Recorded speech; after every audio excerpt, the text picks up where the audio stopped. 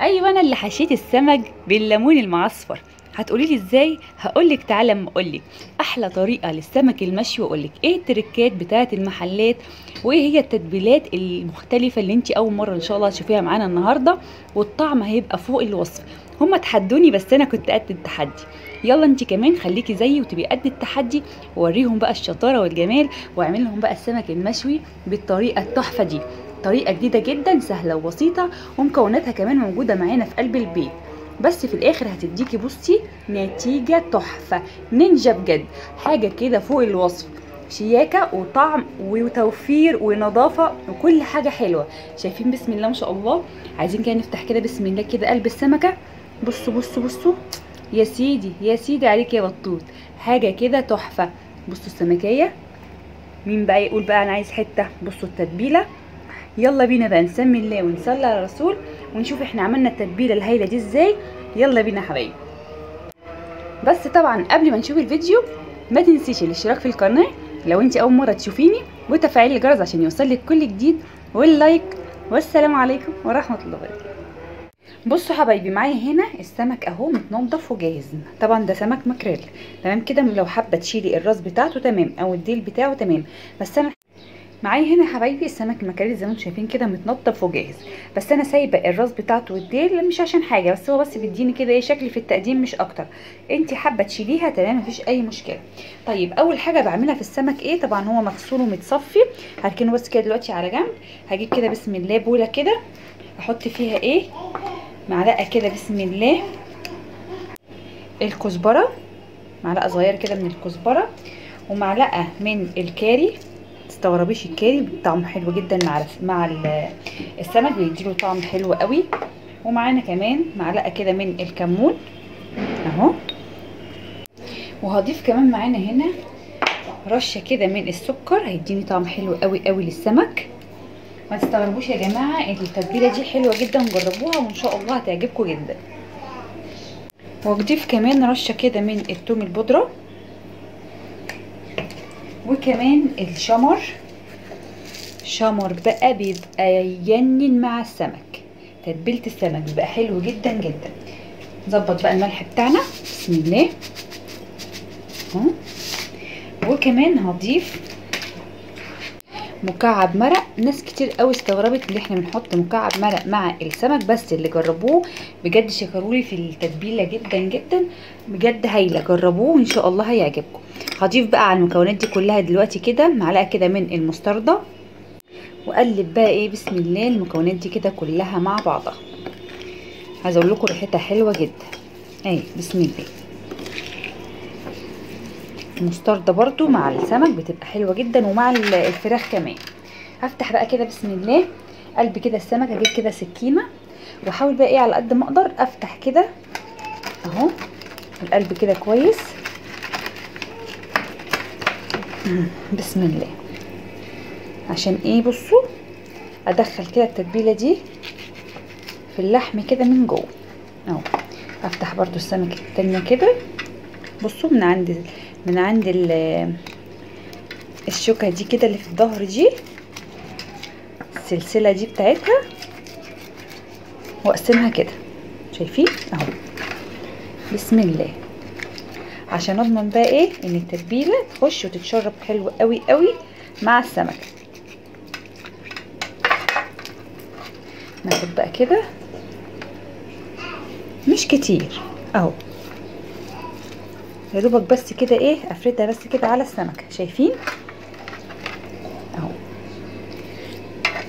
هتقولي هتعملي ايه تاني بقى بقى التتبيله دي؟ هقول لكم دلوقتي هنعمل بيها ايه، ما تستعجلوش اهو بسم الله. اهم حاجه بس قبل ما نحشي السمكه اي حاجه نتاكد ونطمن ان هي شاربه كويس جدا من التتبيله بتاعتنا. بصوا شكل التتبيله حلو قوي قوي وريحتها تجنن. كده تبلنا السمك، يلا بينا بقى نشوف هنعمل ايه تاني مع بعض.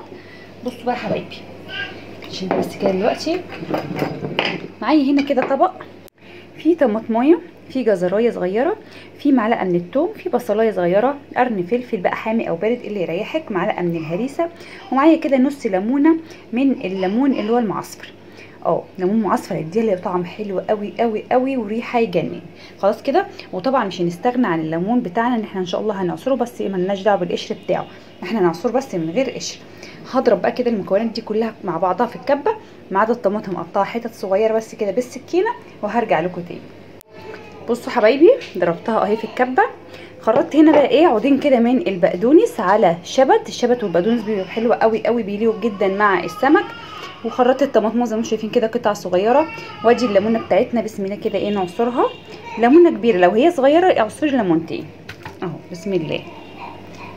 عصرت كده الليمونه، انزل بقى بسم الله كده بالتتبيله بتاعتنا الحلوه دي، ما شاء الله لا قوه الا بالله. عايزه اقول لكم بقى الريحه ما شاء الله تهبل، حلوه قوي قوي ما شاء الله اهو. هخلي معلقه من دي كده عشان احطها على السلطه الخضراء، بيديها طعم حلو جدا جدا. تمام كده. وانزل بقى ايه بالتوابل بتاعتنا دي، التتبيله الحلوه الهايله دي. بصوا يا سيدي يا سيدي، ضفت عليها بقى معلقه كده من الزيت، بس الحقيقه الكاميرا ما كانتش شغاله، بس انا حطيت عليها كده معلقه من الزيت اهو، عشان تديني برده كده ايه طعم كده حلو كده مع التوابل ومع الخضار بتاعنا الحلو ده والليمون كمان. وقلب السمكه بقى كده تشرب منها وتبقى برده ايه بتلمع كده وشكلها حلو. بصوا ما شاء الله لا قوه الا بالله. عايزه اقول لكم الريحه يا سيدي يا سيدي على الجمال. اقلب كده كويس، واضيف كمان كده معلقتين كده كبار من الخل. بسم الله. ونقلب بقى وندوق بقى الملح بتاعنا، نشوفه محتاج ملح ولا كده مظبوط. ويبقى كده التتبيله بتاعتنا القمر قوي دي جاهزه معايا اهي. عايزه اقول لكم بقى التتبيله دي مش قادره اقول لكم على جمالها ولا ريحتها. بسم الله ما شاء الله. بصوا كمان معلقه الزيت بتديها لمعه حلوه قوي ازاي، شايفين؟ حلوه قوي قوي ما شاء الله لا قوه الا بالله، لازم تجربوها. نجيب بقى هنا كده بقى السمكه بتاعتنا، نحشي بقى ايه براحتنا. دلوقتي بقى مش هبقى بقى قلقانه ان التتبيله ممكن ايه مثلا ما تخشش كويس عشان الخضار اللي محطوط في قلب السمكه، لا انا كده كده متبله السمكه كويس جدا، فانا مش قلقانه من اي حاجه اهو. نتبل بقى كده. بصوا شايفين ما شاء الله قلب السمكه حلوه قوي قوي اهو ما شاء الله. نكمل بقى الباقي كده اهو. بسم الله. التتبيله دي طبعا تنفع لاي نوع سمك، هتبقى هايله قوي قوي ما شاء الله اهو. نحشي برضو. بص عايزه اقول لك ان انت ان شاء الله هتاكلي التتبيله دي قبل السمكه، تحفه قوي قوي بجد اهي. بصوا ما شاء الله. خلاص كده حبايبي حشيت السمك اهو. هسيبه بقى كده ايه يعني نص ساعه ساعه مفيش مشكله، وممكن تستخدميه على طول، بس انا حباه يشرب كويس جدا من التتبيله دي. يلا بينا بقى نركنه شويه ونشوف هنعمل ايه تاني مع بعض. خليكم معايا. بصوا حبايبي قلبته اهو زي ما انتم شايفين كده ما شاء الله، شايفين شكله. عايزه اقول لكم بقى سر بقى من اسرار شوي السمك في المطاعم بالذات والمحلات. بصوا المعلقه دي معلقه الخل كده والسمك بيتشوي بيدي بقى للسمك طعم وريحه. بصوا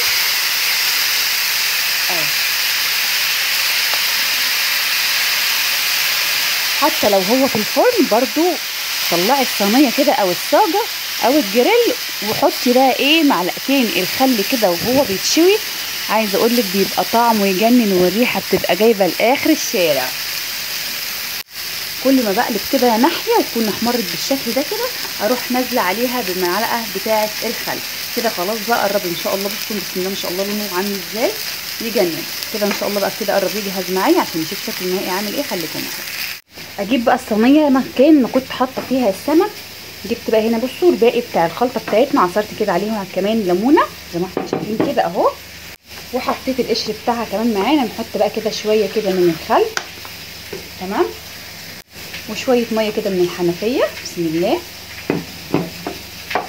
بصوا بقى الدقه دي يا سيدي يا سيدي يا سيدي. تعالوا بقى شوفوا بقى احنا هنعمل ايه. نجيب بقى بسم الله كده السمك بتاعنا هو السخن كده تمام يا سيدي يا سيدي. بسم الله ما شاء الله اللهم بارك اهو. طلع كده التتبيله العسل دي. بصوا بقى ايه رايكم؟ نجيب بقى كده معلقه ونشرب بقى ايه السمكيه الصوص القمر العسل ده. بصوا بجد تحفه تحفه تحفه ما شاء الله.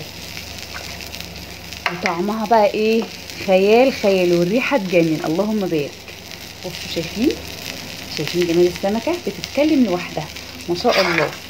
خد كده من التتبيله بتاعتنا الحلوه دي ونسقيها كده. شايفين بقى بسم الله ما شاء الله جمال السمك، ايه رايكم؟ حلو قوي قوي قوي. والصوص بقى اللي تحت ده بقى كده السمكيه بقى بتشرب منه، بتبقى طريه كده وجوسي كده، والطعم بقى فوق الوصف. بصوا بسم الله ما شاء الله، انضف من بره بكتير جدا جدا جدا، واحلى واطعم من بره بكتير. جربوا بجد الطريقه دي، والتركات اللي احنا قلنا عليها والحشوات المختلفه اللي احنا قلنا عليها هيفرق ان شاء الله معاكي جدا في الطعم. وان شاء الله مش هتعملي بعد كده الا الوصفه بتاعتنا دي. يا رب بقى يكون النهارده استفدتي مني من الفيديو. لو استفدتي بقى من الفيديو ما تنسيش الاشتراك في القناه وتفعيل الجرس واللايك. والسلام عليكم ورحمه الله وبركاته. باي باي.